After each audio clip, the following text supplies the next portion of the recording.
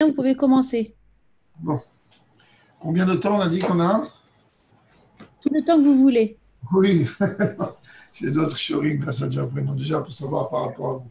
Bon, c'est pas un sujet que j'aime spécialement traiter, euh, parce qu'il faut comprendre que c'est quand même un sujet assez complexe, et c'est un sujet qui est très long, il y a beaucoup, beaucoup, beaucoup de sparring dessus, euh, comme ça.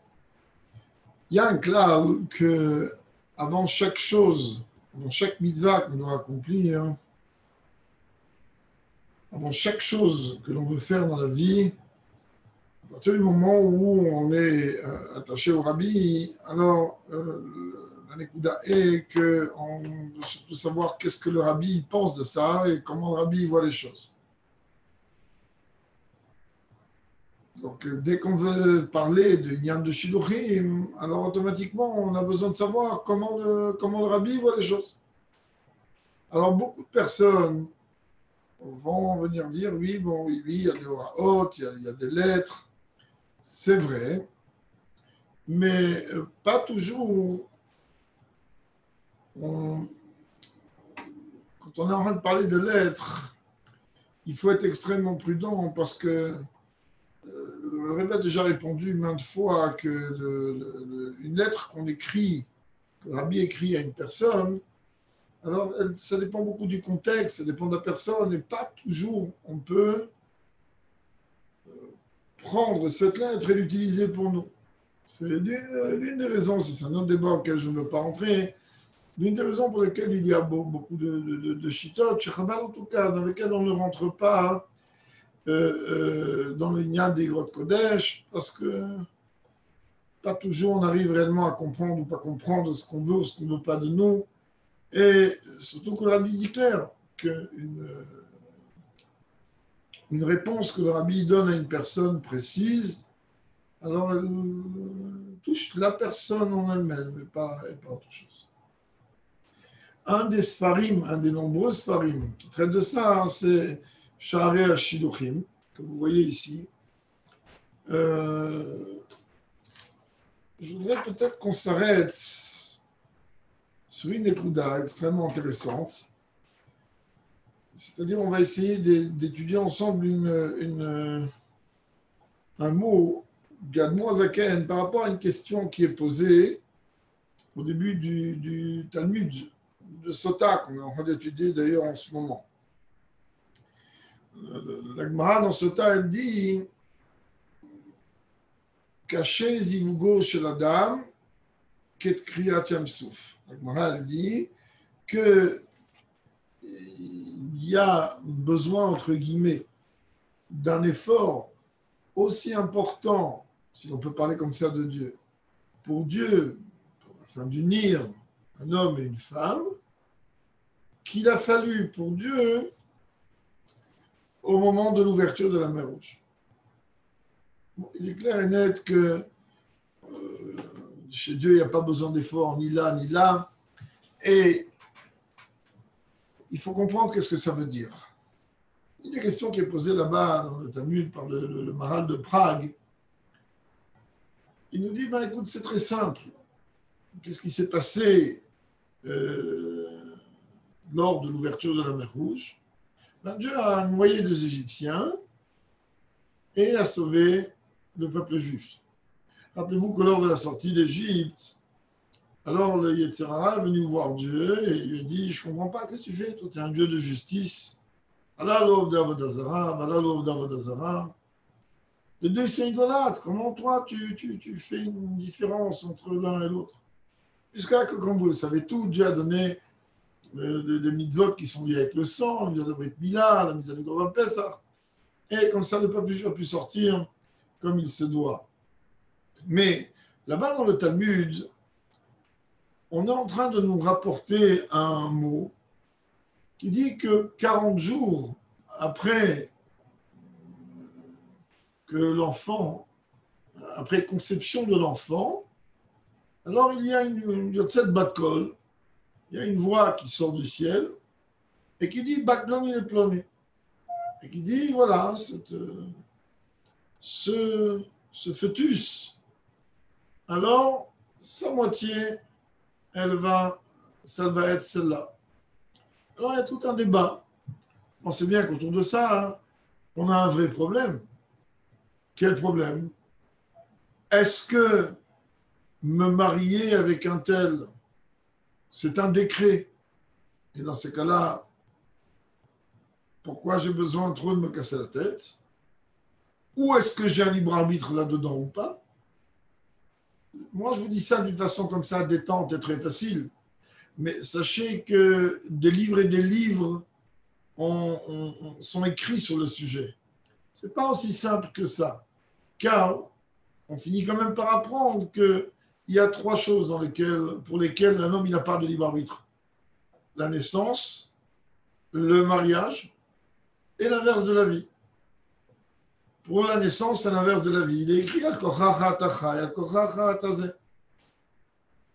Pour le mariage, eh ben, si on s'appuie sur ce Talmud, qui nous dit qu'au bout de 40 jours, il y a une voix qui sort du ciel et déjà qui détermine le sexe de l'enfant, enfin du fœtus, et déjà, pas seulement qui détermine si ce fœtus va être une fille ou un garçon, mais avec qui ce fœtus-là, il va se marier. Donc, si on s'arrête comme ça, brut et net, par rapport à ça, bon, vas-y, c'est pas compliqué. C'est vrai qu'une femme n'a pas l'obligation d'aller courir pour rechercher un mari. Mais un homme, oui. Un homme, il a l'obligation de la mitzvah de procréer, qui est la première mitzvah de la Torah. Et à partir de là, il a une mitzvah d'aller rechercher une femme.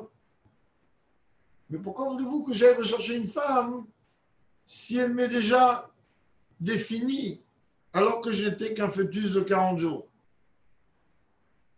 En plus de ça, les questions, je dis, il y en a plein, parce qu'il y a d'autres opinions qui viennent rapporter, oui, mais si quelqu'un est en train de prier, alors il est capable de venir, on va lui accorder cette fille-là, et la personne pour qui il prie, on va finir par lui accorder.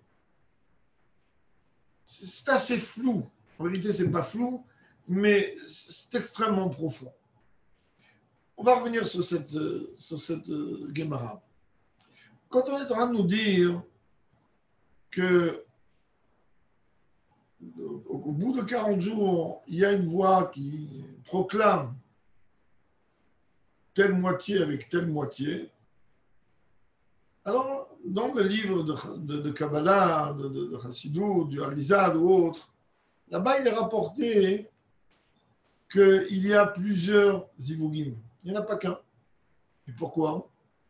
Pourquoi? À partir du moment où Dieu définit a priori, d'après ce Talmud, avant même que je puisse naître, qui je vais épouser, pourquoi besoin de beaucoup de zivugim? C'est déjà deux, c'est déjà beaucoup. Pourquoi j'ai besoin d'aller chercher une femme? On va attendre, ça va se faire tout seul. Dieu va se débrouiller, il est assez grand pour ça. En réalité, l'une des réponses qu'on apporte, c'est une réponse extrêmement simple à comprendre. Le Zohar nous dit que lorsque une neshama descend dans ce monde, ou lorsqu'elle est déjà appropriée à un corps, alors elle est coupée en deux. Une moitié va descendre dans un corps masculin, une moitié va descendre dans un corps féminin. C'est ça qu'on dit que c'est deux moitiés qui se retrouvent, deux moitiés qui... Alors ça marche très bien, ok. Alors il y a deux moitiés, peu importe combien de temps de décalage une neshama, cette moitié elle va descendre par rapport à l'autre. Peu importe laquelle va descendre dans un corps féminin, peu importe laquelle va descendre dans un corps masculin. Et ils vont se retrouver un jour, Dieu va s'arranger pour qu'ils vont se retrouver un jour. Et dans ce cas-là, je n'ai rien à faire. Je vais attendre. C'est bien que si je suis une fille ou je suis un garçon, je vais attendre. Mais vous allez bien très vite comprendre que ça ne marche pas comme ça. Pourquoi? Parce que la Torah va nous enseigner Akol bidei shamayim, chutz mirat shamayim. Tout est entre les mains de Dieu, sauf la crainte de Dieu. C'est-à-dire que j'ai un libre arbitre de me comporter comme quelqu'un qui craint Dieu, ou je préserve l'inverse, je fais ce que je veux. Et d'un autre côté, il est écrit que Dieu ne mélange pas le goral, le sort des tzadikim avec ceux qui ne le sont pas. Et là, vous allez très vite comprendre qu'il y a un problème. C'est-à-dire que la moitié d'âme qui est en moi, si elle va évoluer par mon libre arbitre, puisque tout est entre les mains de Dieu sauf la crainte de Dieu. Donc je peux être un tzaddik, entre guillemets, un tzaddik au moins de la halakha, pas du Tanya, ou l'inverse. Je suis libre de faire ce que j'ai envie.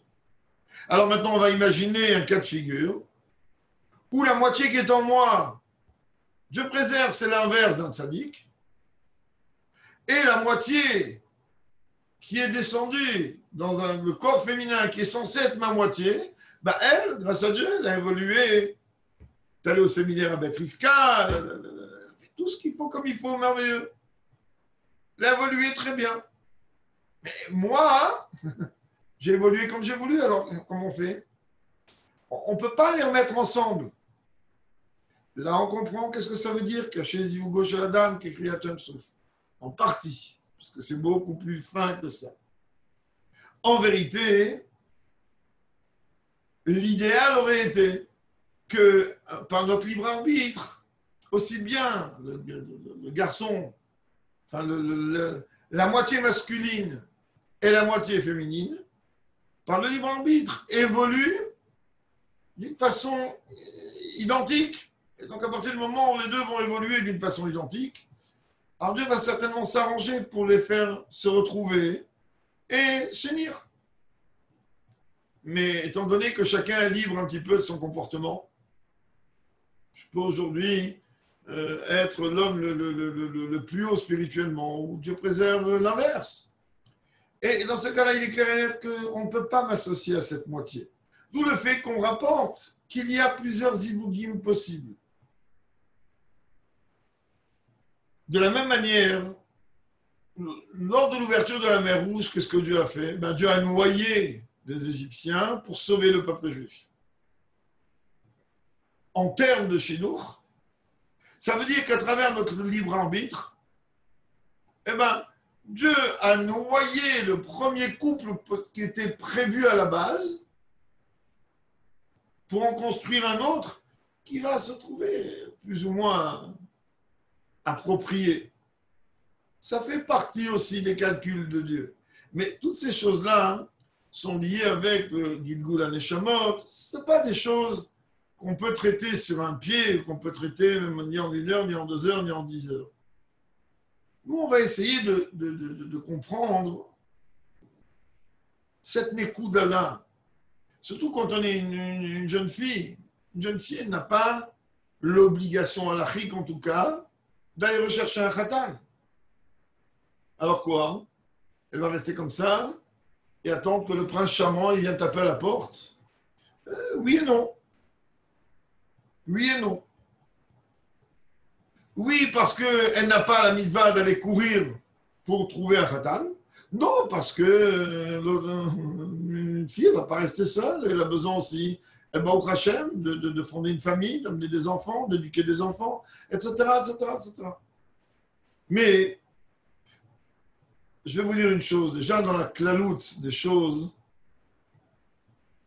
on s'aperçoit aujourd'hui que aussi bien du côté des Bahourim que du côté des jeunes filles, il y a un vrai problème.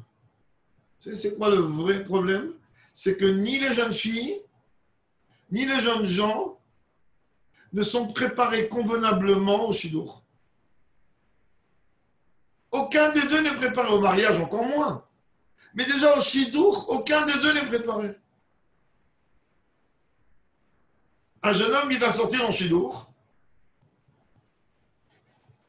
Qu'est-ce qu'il va faire? Soit il va s'imaginer qu'il a une chevrouta en face de lui. Donc il va commencer à dire le rêve et il dit dans la sikha, c'est bien, mais tu es en chidour là. Soit, ça c'est, je pense, infiniment plus grave, il ne va pas rechercher l'intériorité de celle qui est en face de lui, mais s'arrêter à la facette extérieure. Et comme on va, je ne vais pas rentrer du tout dans le sujet. Et de l'autre côté aussi, une jeune fille, quand elle sort en chidour, alors soit effectivement elle va faire attention à l'intériorité du bachour, et elle va voir si, en fonction des critères qu'elle a, on parlait à sa mashpia, si le bachour il peut correspondre ou pas, soit elle va s'intéresser si le costume c'est un Francesco Smalto, ou le costume il est Dolce Gabbana, ou le costume, ou les chaussures elles sont je ne sais pas quoi.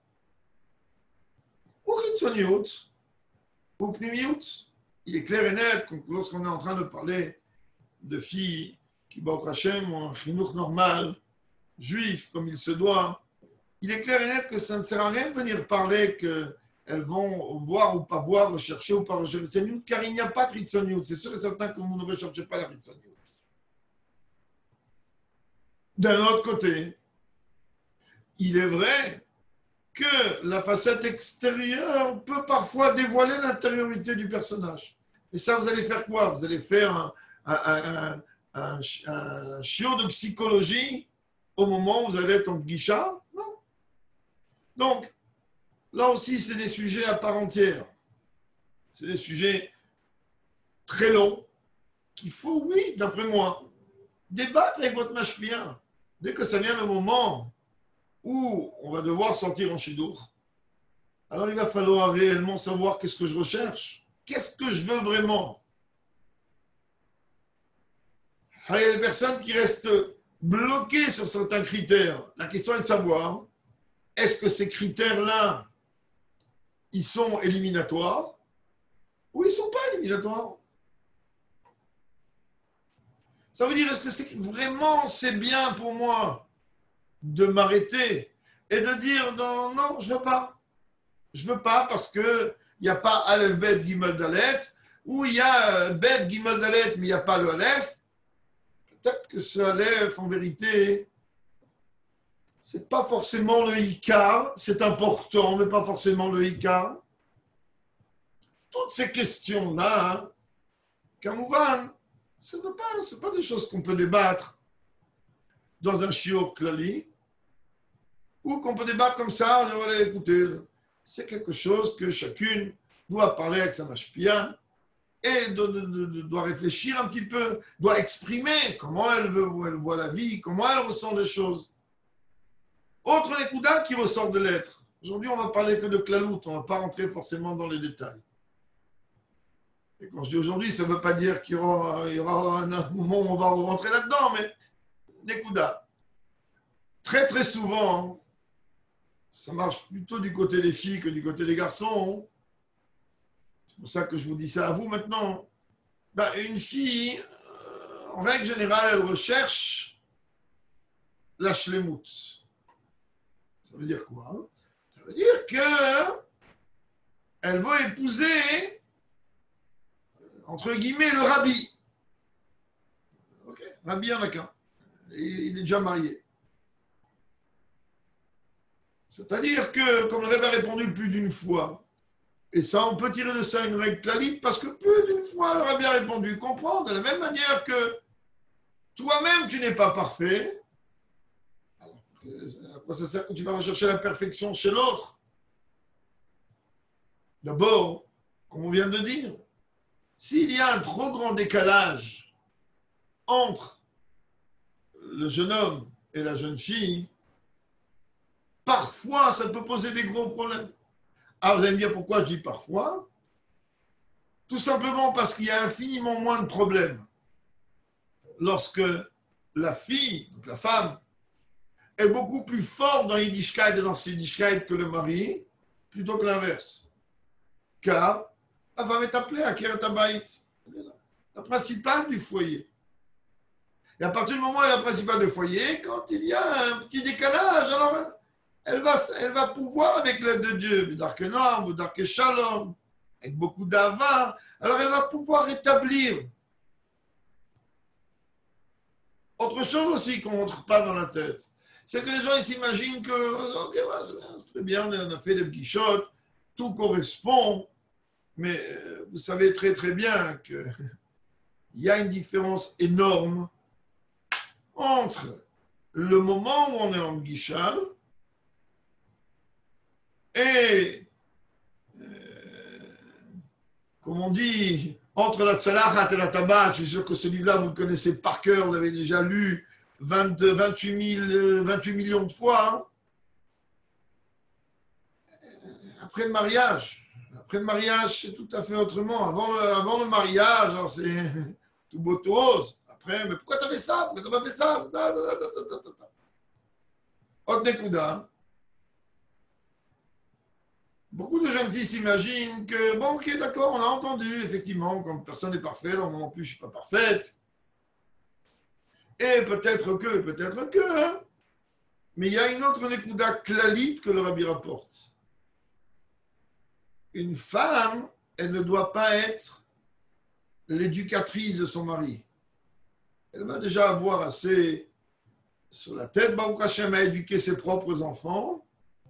Si elle doit aussi éduquer le mari, on ne va pas s'en sortir.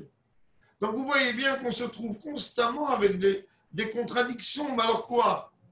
La perfection n'existe pas. Il y a un décalage. Il n'y a pas un décalage. Ok, moi j'ai une vision un peu plus raffinée que celle du Bachour. Alors quoi? Je dois continuer, pas continuer. Alors comme on l'a dit tout à l'heure et comme le Rabbi le dit, dans le cas des Shidduchim, chaque cas est individuel. Chaque cas est particulier. On ne peut pas venir dire, non, écoutez, voilà, il y a un cas, un barreau comme ci, comme ça, vas-y, on ferme le dossier, gamarno. Non, c'est pas vrai. On a vu des barourim qui étaient très, très, très forts avant le mariage et chez qui s'est appliqué la xéra connue que après le mariage, il n'y a pas une plus grande chute pour un barou que le mariage. Alors quoi? C'est pas ce qu'on veut. On a vu du côté des femmes beaucoup moins de difficultés après le mariage à maintenir Sidishkeit et Dishkeit que chez les Bachurim. Alors quoi? Une femme, elle va passer son temps, elle va dire à son mari, va au chiot, va prier en minyan, va au mikvé, va faire un bam. C'est pas une vie. Alors vous allez me dire, mais non, ok, moi je donne la libre à partir du moment où à partir du moment où, Baruch Hashem, j'ai la tranquillité chez moi, tout va bien, mais c'est pas aussi pachoute que ça. Donc, revenons à notre ignan de départ. J'ai un libre arbitre ou j'ai pas un libre arbitre? Est-ce que la dimension du Shidour, elle est liée avec un décret d'en haut ou pas? Dans le Talmud là-bas, hein, on est en train de dire, parce que juste après qu'on est en train de dire là-bas, caché Zivougon chez la dame qui crée un souf, qu'il faut la même énergie, si on peut dire, d'unir un jeune homme avec une jeune fille que l'ouverture de la mer Rouge. Alors là-bas, il est écrit aussi, En mesav gimla adam isha lefi ma'asav. Là, on revient sur la contradiction apparente qu'on a parlé tout à l'heure. Cette même Gemara, juste après, elle dit qu'on ne donne une femme à un homme qu'en fonction de ses actions. Ah, alors si c'est en fonction de mes actions, parce que là où il y a un libre arbitre, si mes actions elles sont positives, alors on va me donner une fille merveilleuse. Et si mes actions elles sont pas positives, on me donnera une fille un peu moins merveilleuse. Et donc c'est quoi cette histoire de 40 jours? Le Talmud là-bas a conclu, par rapport à la question qu'il a posée, qu'en vérité il s'agit, Dieu préserve, de ce qu'on appelle du zivuk sheni, d'un deuxième mariage. Le deuxième, il est en fonction des actions. Le premier, il n'y a pas un choix. Le deuxième, en fonction des actions de l'homme. Alors, on va lui donner quelqu'un à sa portée ou pas à sa portée, que je préserve de rentrer à parler de Zivuk Sheni ou autre. Il y a une écouda qu'on a parlé plusieurs fois, que je ne pense pas que chez des filles qui étudient au séminaire, c'est une écouda bichlal qui existe, qui pourrait exister ou existe. Ça marche beaucoup plus chez les Bachourim, je pense, cet enseignant-là, que parfois, ils font une guicha, après nous avons une guicha, alors, Baruch Hashem, pour un des deux, les choses fonctionnent très bien. Pour le deuxième, ça ne convient pas. Et ça ne convient pas, ok, il ne s'est rien passé, passe à autre chose, mais apparemment, pas toujours les deux, ils sont d'accord de passer à autre chose. Parfois, il y en a un que lui, il n'est pas prêt à passer à autre chose, ça lui correspond, enfin, il pense que ça lui correspond. Et dans ce cas-là, qu'est-ce qu'il va faire? Il va se mettre à prier Dieu pour que Dieu fasse en sorte que cette personne spécifique, elle va être son épouse. Ça aussi, c'est un gros problème.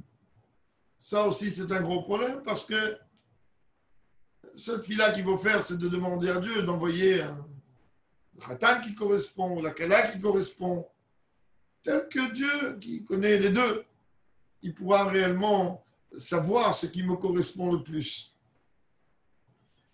Je vais lire en même temps que vous un bio du Admor Zaken sur sa dimension de cacher, c'est aussi dur que l'ouverture de la mer Rouge. Et quel rapport avec le Inyan de la mer Rouge? Tiré de ce livre-là, qui est Sharei HaShiduchim. Alors il dit comme ça,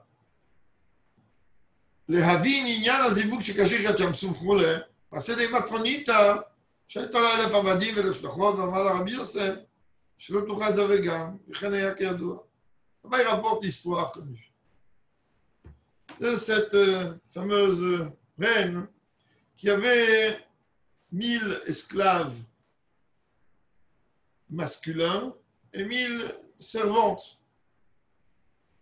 Et quand elle est venue demander, mais à quoi Dieu il passe son temps, alors on lui a répondu, mais avec Zivugim, il passe son temps à, comme ça elle a traduit, c'est vrai, c'est faux, à unir.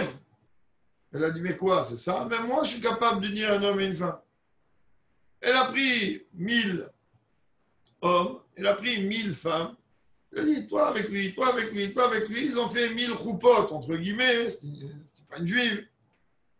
Et elle a dit, voilà, moi j'ai marié 1000 personnes. En un instant, 1000 personnes, ils se sont mariés. Seulement, quand le lendemain de ce mariage, entre guillemets, elle a vu que c'était déjà, il y avait déjà une guerre mondiale. Elle a compris que le mariage, c'était pas une chose aussi facile que ça, comme beaucoup de, malheureusement, chatragnotes, enfin, qui se disent chatragnotes, ou des fois des jeunes filles ou des femmes avec une bonne kavana, qui viennent dire, ouais, regarde, oh là là, j'ai un chidour pour ton fils. Tout à fait, ça lui correspond comme 2 gouttes d'eau, vraiment, vraiment, la fille exactement. Mais d'où tu connais la fille, d'où tu connais mon fils? D'où tu connais? De quoi? Parce que tu connais une facette extérieure, j'ai déjà trouvé qu'il faut vite les marier, me marier aujourd'hui avant demain, ou demain avant après-demain. Alors, la Zaken, il dit comme ça, hein. Il dit, ok, c'est facile de dire, voilà, celui-là avec celle-là, celle-là avec celui-là, allez, on y va, ça va aller vite. Ce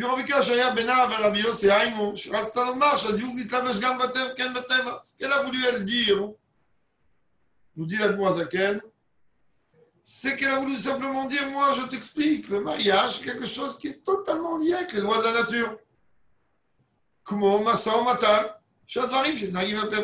C'est comme un business. Un business, tu vas le faire suivant les lois de la nature. S'il va faire les choses d'après les lois de la nature, d'après les lois du business, alors il va réussir, ok, des règles. Il y a des règles dans le business, pareil. C'est bien marqué, Kaïcha Niknit, entre guillemets, la femme est acquise. Ok, c'est un business, le chemichement. אבל באמת הזיווגים למעלה מן הטבע. Et l'Admour Azaken, il dit, attention, écoutez bien ce que je vais vous dire, moi. Les zivugim, le mariage, c'est quelque chose qui est complètement au-delà des lois de la nature. C'est un mot d'Admour Azaken. Ce n'est pas du tout lié, pas du tout avec les lois de la nature.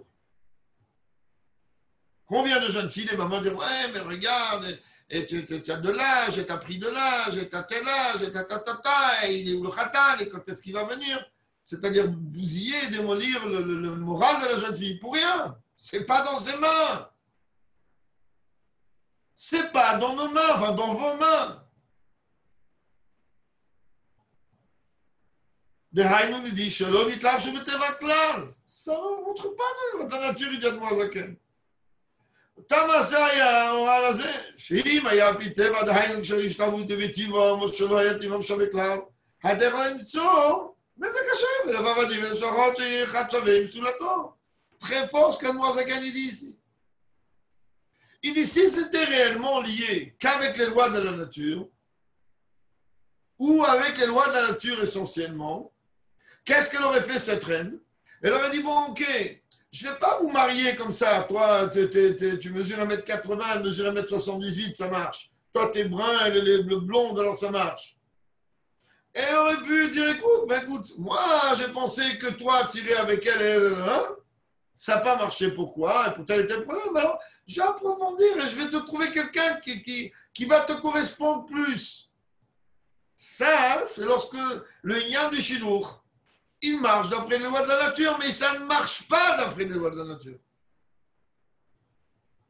Parce qu'il nous dit la Moazaken, elle aurait pu après régler le problème, ok, le lendemain, des bagarres, tout le monde voulait tuer tout le monde. Mais sauf, on voit qu'elle a compris que ce n'est pas que ça ne marche pas aussi simplement que ça.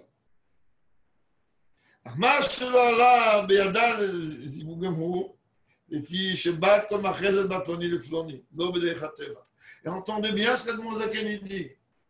Il dit, le fait que ça n'a pas marché, les mariages, entre guillemets, qu'elle a organisés, c'est que ça ne rentre pas dans le système naturel, car il y a une voix qui proclame d'en haut un tel avec un tel. פירוש שבת כל מכריז וגוזר שיקח לא התנהגות הדבר על פי סיבה. Ça veut dire qu'il y a une voix qui est dans le dire c'est comme ça et pas autrement. Et comme je l'ai dit au début, la seule chose qui va provoquer cette bat kol qui a dit c'est comme ça et pas autrement, c'est mon comportement. Si mon comportement à moi, il était resté un comportement dans Torah et Mitzvot normalement. Alors automatiquement, on m'aurait donné ma moitié qui est aussi dans Torah et Mitzvot convenablement. Tout restait dans l'ordre comme il faut. Donc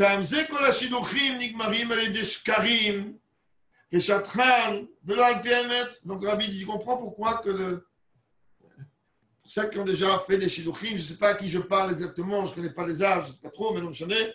Alors Moazaken, il dit, c'est la raison pour laquelle qu'aujourd'hui, malheureusement, il y a énormément de mensonges.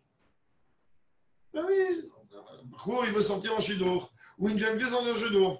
Oui, voilà, on va te présenter quelqu'un, il est comme ci, il est comme ça, la moitié des éléments, si ce n'est pas un mensonge, c'est des vérités qui sont cachées. Et à la fin, comme c'est pas fait d'après le maître, c'est des choses qui mènent nulle part.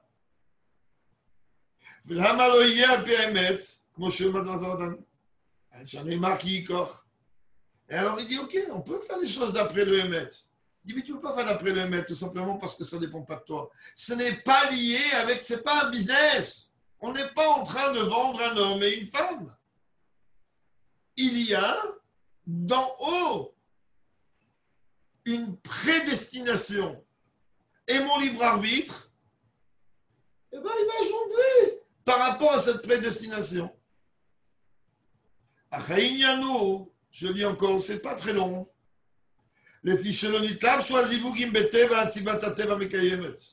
Puisque Dieu n'a pas mis, entendez bien ça, Dieu il n'a pas mis le sujet des zivouk d'après les lois de la nature.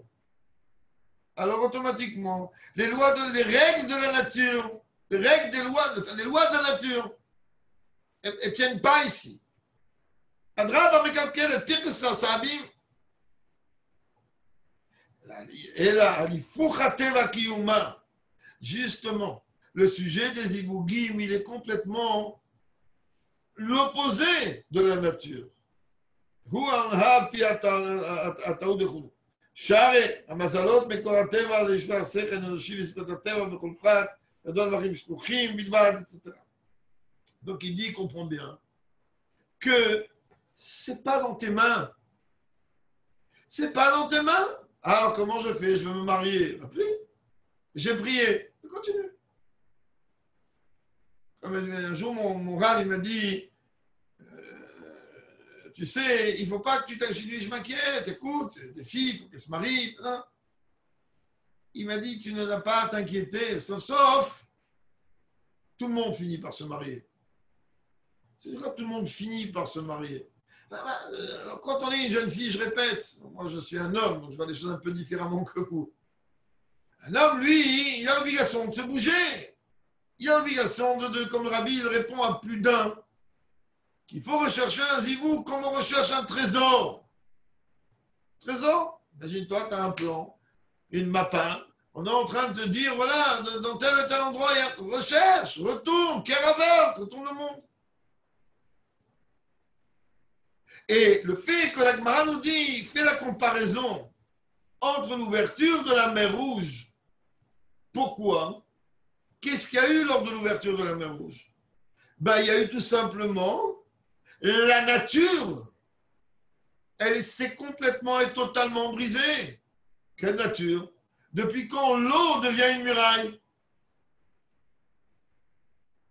L'eau, c'est liquide. Et à partir du moment où c'est liquide, c'est fait pour passer partout. Et là, et c'est vrai que la Torah nous dit que c'est un contrat que Dieu il a fait avec nous depuis la création du monde, que quand ça va arriver, le moment de l'ouverture de la mer Rouge, alors ils vont briser et casser leur nature. De là, on comprend pourquoi la Gemara, elle fait une comparaison entre le sujet des Ivougim, entre le sujet des mariages et l'ouverture de la mer Rouge.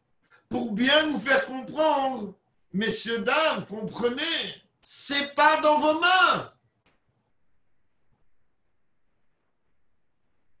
Et le fait que c'est pas dans mes mains, alors parfois on est capable de faire les choses un petit peu à l'envers. Comment il y a eu l'ouverture de la mer Rouge? Comment la mer Rouge s'est ouverte? D'abord, Vayaminu Bashem ou Moshavdo. D'abord et avant tout, il y a cette croyance, cette foi en Dieu et en Moshe, son serviteur. Et d'un autre côté, d'Abraham d'Israël et Issa, il faut avancer. Donc personne n'a dit qu'il faut rester les bras croisés. Et comme je l'ai dit au début, c'est sûr et certain que pour une jeune fille, l'effort, il doit être vraiment infiniment plus minime que le cas d'un jeune homme. Mais avant tout ça, avant même de sortir en guichotte, combien de fois des jeunes filles sont sorties en guichotte, une fois, 2 fois, 10 fois, 15 fois, 20 fois? Je parle de 10, 15 personnes différentes, 20 personnes différentes. Si ça ne marche pas, qu'est-ce qu'on leur dit? Ah oui, il faut que tu ailles voir un psychologue. Mais quel rapport avec un psychologue? Quel rapport? Peut-être qu'on ne lui a pas expliqué à cette jeune fille qu'est-ce que c'est c'est quoi les clalim quand on sort en guichin. Directement, la pauvre, on est venu l'accuser qu'elle a un problème. Pourquoi tu veux qu'elle ait un problème? Elle ne sait pas comment ça marche. Elle ne sait pas comment exprimer ce qu'elle recherche. Alors où elle va se taire? Où elle va dire tout, sauf ce qu'elle doit dire. Et ne croyez pas, même lorsque ça aboutit, Baruch Hashem, je ne sais même pas si le Baruch Hashem il a sa place ici, mais je le sais, à un mariage, eh ben, les problèmes qu'on n'a pas traités dès la première guicha, on va les retrouver dès l'autre guicha, la réelle, celle après la choupa, Shem Ishmor. Pourquoi? Ben, tout simplement parce qu'ils ne sont pas préparés, ni le jeune homme, ni la jeune fille, ne sont préparés à la vie de couple. Ils ne sont pas préparés à les préliminaires, si l'on peut dire, de la vie de couple, qui sont les guichottes. Et ils ne sont pas non plus préparés à la vie de couple. J'entends parfois des barourim parler où je deviens fou. On a l'impression que lorsqu'ils ils sortent en guichin, ah non, moi ça ne m'intéresse pas. Pourquoi ça ne t'intéresse pas? Mais non, parce que tu comprends, je vais poser une question sur un Tosfot et ça ne va pas répondre. Mais ce n'est pas ta Chevruta. Et donc vous voyez bien que Beklalout, il y a grâce à Dieu des livres et des livres. Et il serait bon que, avec Bomashpiot ou avec les rabbanim là-bas de Metrivka, ça ne manque pas les livres. Où il y a là-bas les réponses du rabbi, qu'il ne faut pas prendre, comme le rabbi lui-même il dit, pour des réponses qui me sont concernées à moi, mais duquel on peut tirer tous les enseignements, comment il faut faire et comment il ne faut pas faire, et surtout ce qu'il ne faut pas faire. Alors, Nekuda numéro 1, se préparer, être prête. Comment on est prête? Sachant que Milchat Rila, de toute manière, il y a déjà, tout est déjà fixé d'en haut. Et donc, à partir du moment où on s'est fixé d'en haut, alors ok, très bien, le bien, Dieu il va rapprocher, et le moins bien, Dieu il va éloigner. Ah, mais on dit, mais non, mais moi, tu comprends pas, hein. Moi, je veux Arsini Shebachour. Alors, ok, tu veux Arsini Shebachour, puisque toi, tu es le miroir de ce jeune homme, eh ben, renforce-toi dans ces choses-là, et automatiquement, avec l'aide de Dieu, si l'autre moitié, elle aussi, elle s'est comportée comme il faut, ou même si elle ne s'est pas comportée comme il faut, c'est déjà notre ignan, eh ben, vous allez vous retrouver pour de ce qu'on appelle binadéat, pour une construction éternelle. Que Dieu il aide, comme j'ai dit tout à l'heure, on ne peut pas parler de ça des heures et des heures et des heures, et même des heures ne suffiraient pas. Mais cette Agdama qu'on est venu faire, j'espère qu'elle va aider chacune d'entre vous à bel et bien comprendre que chaque chose dans la vie, chaque inyan dans la vie, il dépend de sa achana.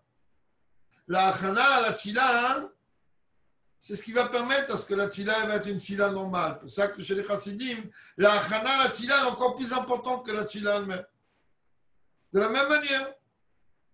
La achana en mariage, chez les guichottes, mais la achana en guichotte, c'est de savoir où je vais. Un, avoir une confiance en Dieu totale. De deux, savoir où je vais. Qu'est-ce que je veux exactement? Pour ça, il y a la mashpia, pour ça, il y a éventuellement les différents shurim des rabbanim au séminaire. Mais ne pas faire les choses n'importe comment. Ou encore pire, se culpabiliser. Ah oui, voilà que le temps il passe et que les années elles passent. On est encore toujours dans le même système. Bourazaken, il vient ici renforcer l'ADA de nous faire comprendre que ce n'est pas dans nos mains. Ce n'est pas dans nos mains. Alors nous, qu'est-ce qu'on doit faire? Bon, on doit tout faire pour qu'avec l'aide de Dieu, ce que l'on va recevoir va correspondre au maximum de ce que nous on attend et de ce qu'on veut. Et par ça, ça dépend essentiellement de des achanot que chacune elle va faire. Et comme on a déjà dit maintes fois, il n'y a pas cette dimension de se sous-estimer. Quoi, moi, je vais épouser, jamais il voudra de moi. Alors cette réponse-là hein, est doublement problématique. Premièrement, c'est pas parce qu'il est le fils de je ne sais pas qui, ou la fille de je ne sais pas qui, que forcément c'est le summum. Parce que comme on a dit tout à l'heure, sans être guichotte, le Icar, il n'est pas de regarder si le costume il est de Dolce Gabbana, de Francesco Smalto, je ne sais pas qui. Car il est de voir qu'est-ce qu'il y a à l'intérieur. À l'intérieur, par Dieu, il n'y a pas grand monde, le Rabbi Kamouvan, il n'y a pas grand monde qui peut savoir qu'est-ce qui se passe à l'intérieur. Numéro 2, alors il faut savoir que dans ce monde, alors il y a besoin de tous les niveaux. Il n'y a rien de mieux qu'un couple qui, Baruch Hashem, se trouve plus ou moins au même niveau et ensemble grimpe les échelons. Comme j'ai raconté maintes et maintes fois, et peut-être sur ça on va finir, comme j'ai raconté maintes et maintes fois que à l'époque ça marchait plus que maintenant, parce qu'aujourd'hui on dort plus qu'avant. Mais à l'époque, grâce à Dieu, il y avait beaucoup de gens qui rapprochaient à Torah et Mitzvot, alors beaucoup d'autres gens. Et donc, grâce à Dieu, on voyait que les gens évoluaient. Mais parfois, il arrivait et il est arrivé, un cas que je connais, auquel j'étais mêlé bien comme il faut. Donc, je connais beaucoup de détails, mais je ne vais pas rentrer dans les détails. D'un couple qui, Baruch Hashem, le mari a bien évolué. Seulement, monsieur se marie, il a pensé que, voilà, du moment que lui, il va étudier, du moment que lui, il a une barbe entière, du moment que lui, maintenant, il a un surtout, du moment que lui, maintenant, il a un chapeau, du moment que lui, il a évolué comme il faut, ok, bon, la femme, c'est pas important, elle évolue ce qu'elle a pu évoluer, et bon, l'Okarakloum. Le problème, c'est qu'un jour ou l'autre, il n'y a pas de l'Okarakloum, un jour ou l'autre, ça a éclaté. Et la femme est venue lui dire, regarde, moi je suis prêt à accepter beaucoup de choses, mais à une condition, c'est que tu rases la barbe. Je ne sais pas qu'il s'agit ici d'un couple qui se sont connus alors que les deux n'étaient pas spécialement religieux. Ensuite, ils se sont mariés, avec Ilovi n'avait pas d'enfant, et le mari a évolué.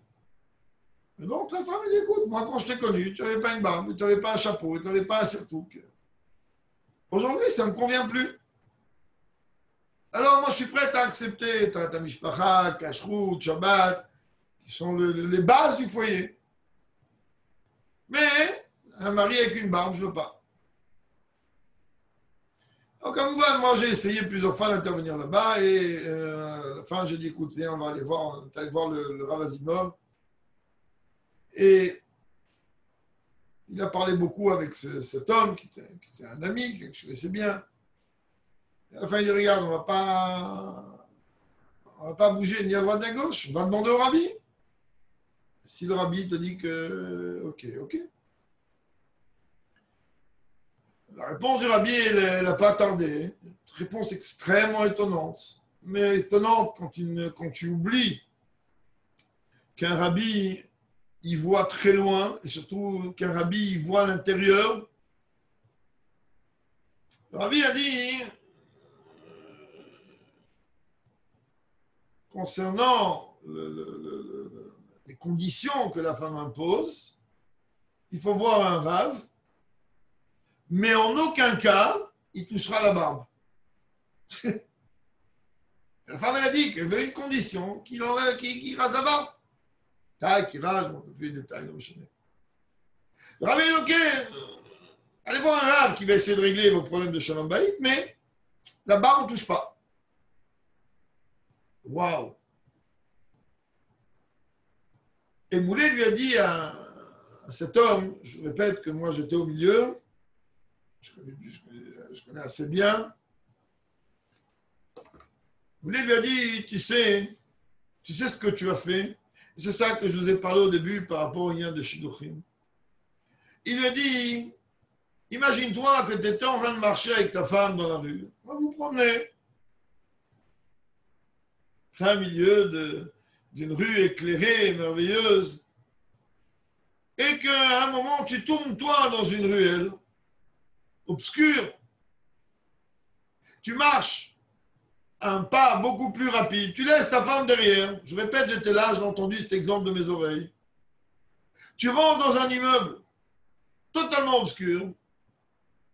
Tu montes au 15e étage et tu appelles ta femme, pourquoi tu ne viens pas me rejoindre? Il a dit, mais comment tu évolues aussi vite sans te soucier que ta femme aussi elle doit évoluer avec toi?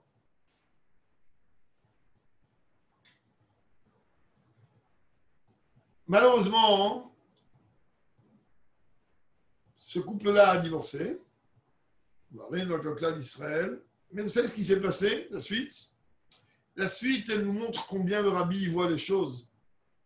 Que le lien de la barbe n'était qu'une excuse, puisque, sauf lui, qui était complètement plongé à une bête, dans sa mervave, plongé dans les mamarim les plus profonds de Chassidout, eh bien lui, il a fallu qu'une fois, je ne veux rentrer dans aucun détail, je l'arrête dans la rue pour lui mettre les tefilines. Chacune peut comprendre la chute vertigineuse que cet homme-là a eue. Et quant à la femme, elle s'est mariée avec un chassid qui avait une barbe qui faisait 3 fois la taille de son ex-mari. Qu'est-ce qui s'est passé? Je ne suis pas dans les comptes de Dieu. Mais le Rebbe, il voit les choses. On ne touche pas à la barbe. Ça, c'est comme ça, on ne touche pas à la barbe. Si on a pris sur soi de garder une barbe. Mais Rabbi voit bien que ce n'est pas une raison. Cette femme, elle n'a aucun problème. Cette femme, elle n'a aucun problème avec le fait. La preuve est que oui, elle s'est mariée peu de temps après avec un homme qui avait une barbe qui était beaucoup plus grande que celle de son mari.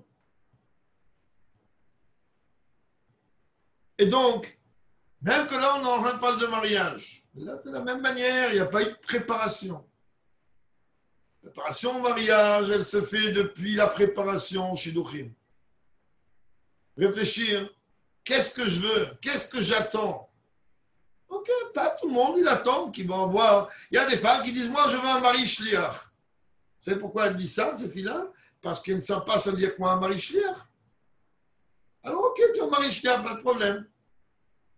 C'est bon, tu es prête à ce que le mari il rentre que 2 heures par jour à la maison et parfois il reste absent pendant je ne sais pas combien de temps. Non, ce n'est pas donné à tout le monde. J'ai pris un exemple comme ça. Aujourd'hui, Kamouvan, peu de shluchim, ils font comme ça, et encore moins les jeunes shluchim, parce qu'on a peur que Dieu préserve justement. Les gens ne sont pas préparés à ça. Dans ce cas-là. Alors, il faut savoir ce qu'on veut. Il faut savoir ce qu'on veut. Et à partir du moment où on sait ce qu'on veut, ben ok, on n'a peut-être pas les mêmes visions tous. On n'a certainement pas les mêmes visions de l'avenir. On veut certainement un foyer chassidique, un foyer basé sur ce que le rabbi veut. Il n'y a pas de doute. Mais la barre, on la met où? Pour vous donner un exemple et conclure avec ça, de la même manière, il y a des gens qu'à Pessah, ils vont manger tous les produits qui existent avec un Hersher, la madrine, de Landor, de Badat Yerushalayim, de ce que vous voulez. Il y a des gens qui vont manger que des pommes de terre, des carottes, et que tout le monde va se moquer d'eux quand ils ne prennent pas l'huile à Pessah. Il y a des personnes, il y a des rabbanim éminents, des grands mashpim, des grands rabbanim, mais je dis pas ça ironiquement, qui utilisent l'huile à Pessah aujourd'hui. Moi, je rajoute, Hachem Ishmor. Mais c'est moi qui rajoute ces mots, vous n'êtes pas obligé de les écouter. Donc, de la même manière, dans la vie, il faut se dire, ok, la barre, on va la mettre où? Où je vais mettre la barre? Un foyer basé, chassidique, Torah Midot, Rebbe, tout ce qu'on veut, ok.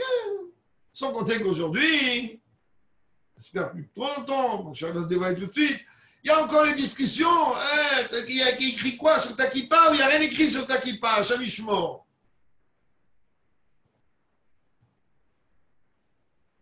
Ou des gens, comme je disais au début, il m'a dit non, moi je me base à 100% sur Igrot Kodesh. D'abord, c'est pas réellement vrai, mais l'homme Chanel. Ou la personne est en Shidour, tout marchait bien. Ils ont écrit dans Igrot Kodesh, ils n'ont pas vu Mazal Tov, ils ont cassé. Répétez à tout le monde de ma part, ça. Des fous. C'est des fous. Je ne suis pas en train de dire à Shalom qu'Igrot Kodesh c'est pas bien. Je ne suis pas en train de dire qu'Igrot Kodesh c'est de la folie. Je suis en train de dire qu'il faut avoir un râle, il faut avoir un mashpia. C'est des fous. Ne casse pas un shidour parce qu'on n'a pas vu dans Igrot Kodesh. Mazal Tov. Ça n'existe pas une chose pareille. Donc ça, c'est encore les autres points qu'il n'y avait pas les générations précédentes et qu'aujourd'hui il y a. En tout cas, avec l'aide de Dieu, puisqu'on s'approche du moment du mariage de Dieu avec le peuple juif dans une semaine, le moment de Matan Torah, Zman Matan Torah Tenu, on sait très bien qu'au moment du don de la Torah, Dieu a retourné le Har Sinaï, c'était une choupa, et les deux témoins, c'était Moshe et Aaron, et la Ktuba, c'était la Torah. Alors, avec l'aide de Dieu, que chacune qui a besoin de se marier, alors que très très vite, elle puisse trouver son shidour mat'im, shidour qui lui correspond, shidour qui va mener à un binyan adéad, à une construction éternelle, c'est-à-dire quelque chose d'un foyer solide, et avec des enfants qui soient des chassidim attachés au rabbi, et avec l'aide de Dieu, que tout cela puisse entraîner le véritable mariage concret dans le troisième Beth Amikdash avec Dieu et Knesset Israël. Shalom uvracha à tout le monde.